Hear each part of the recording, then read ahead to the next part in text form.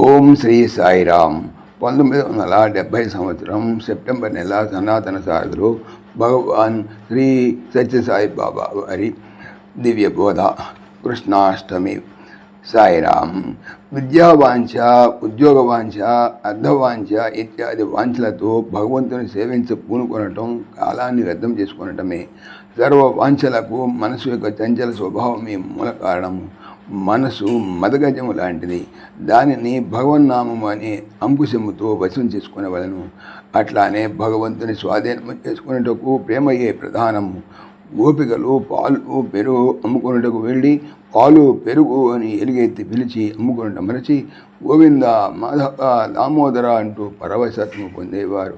నిర్మల నిశ్చలమైన ప్రేమతో కృష్ణుని వారి హృదయంలో పదిలంబపరుచుకున్న వారికి మరే విధమైన భయభ్రాంతులు కలగలేదు. కృష్ణ వియోగమున వారు ప్రాణము పోయినట్లుగా భావించేవారు. ఈనాటి భక్తులకు ఆనాటి గోపికలకు ఎంత వ్యత్యాసమో యోచించండి. బాహ్యాధారముల కంటే హృదయములను సద్భావములతో నింపి సత్ప్రవర్తనలతో జీవితములను పవిత్రం చేసిన కృష్ణుడు వచ్చి చేరుకుంటాడు. లేకపోతే ఎన్ని సంవత్సరాలు జపం చేసినా పూజలు చేసినా లాభం లేదు. మధుసూదనుడు అంటే బాహ్యార్థము మధు అనే రాక్షసుని వధించిన వాడు. దీనికి అంతరార్థము వేరే ఉన్నది. మధు అనగా తీపి.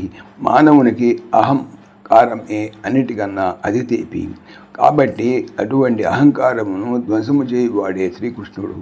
ఈ భావార్థమును చక్కగా మననము చేస్తే ధరింపబీలగును. భగవంతునికి నమస్కారం అనగా ఏమిటి? మమకారం లేని ఆస్కారమే నమస్కారము అనగా పూర్తి శరణాగతి. పాద నమస్కారము చేయవలసిందే, కానీ అది దైహికముగా కాక హృదయ సంబంధముగా ఉండవలను. ఎన్ని కష్ట నష్టములు వచ్చినా మీ ఆరాధన దైవరూప నామముల్లో మార్పు ఉండకూడదు. మంచి మనసుకే కష్టములు రావచ్చును, నింద నిష్ఠూరములు రావచ్చును, అని వాటికి భయపడకూడదు. తుకారాం, కబీరు, నరేంద్రుడు, రామకృష్ణ పరమహంస వీరందరూ అనేక కష్ట జీవితములకు గురైరి. నరేంద్రుడు అన్న వశములు కూడా బాధపడుతున్నప్పుడు రామకృష్ణ ఆదేశముతో అమ్మను ప్రార్థించి చివరికి ఆమె పవిత్ర దర్శనముతో సంతృప్తిపడి స్వార్థాన్ని మర్చినాడు.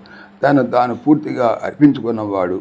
అడిగే దేనిని, వాంఛించే దేనిని తనను తండ్రి ఎన్ని విధముల హింసించిన ప్రహ్లాదుడు నారాయణ, హే పనగసైన నారాయణ అంటూ సంపూర్ణ శరణాగతుడై నామస్మరణతోనే ధన్యుడయ్యాడు. సర్పము వంటి వక్రగతి గల ఈ మనస్సును నాదస్వరము వంటి భగవన్నామస్మరణతో వశము చేసుకోవాలను. కృష్ణ తృష్ణను పెంచితే సంసార తృష్ణ త్వరలోనే నాశనమగును. కాన ఈరోజు కృష్ణ జన్మాష్టమిగా ముగించి కృష్ణుని మర్చిపోకుండా ప్రతిరోజు శ్రీకృష్ణ జన్మదినముగా చేసుకుంటూ మీ జీవితములను సార్థకం చేసుకొని ధన్యత గావించిన అప్పుడే శ్రీకృష్ణుడు మీ అంతఃకరణములో సారథిగా నిలిచి మీకు గీతను బోధించును. సాయిరామ్. సంపూర్ణం. సమస్తలోకాః సుఖినో భవంతు. సమస్తలోకాః సుఖినో భవంతు. సమస్తలోకాః సుఖినో భవంతు. ఓం శాంతి శాంతి శాంతి. జై బోలో భగవాన్ శ్రీ సత్య సాయి బాబాజీకి జై. సర్వం సాయిశ్వరార్పణమస్తు. ఆత్మీయులకు మనవి, ఈ ఛానల్తో పాటుగా లెరన్ భగవద్గీత, లైవ్ గీత అనేటువంటి భగవద్గీత ఛానల్ మరియు భక్తి పరిమళ టీకా భాగవతం అనే భాగవత మరో ఛానల్ను స్వామి నా చేత చేయిస్తున్నారు అని తెలుపుతున్నాను. వీటికి సంబంధించిన లింక్స్ డిస్క్రిప్షన్లో చూడవచ్చు. సాయిరామ్.